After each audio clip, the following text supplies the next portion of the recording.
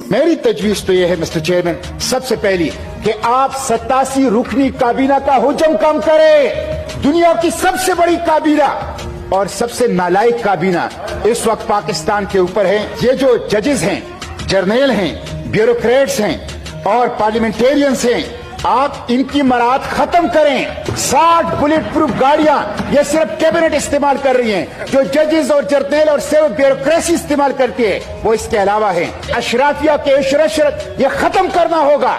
जब तक इसको आप खत्म नहीं करेंगे पाकिस्तान तरक्की नहीं करेगा।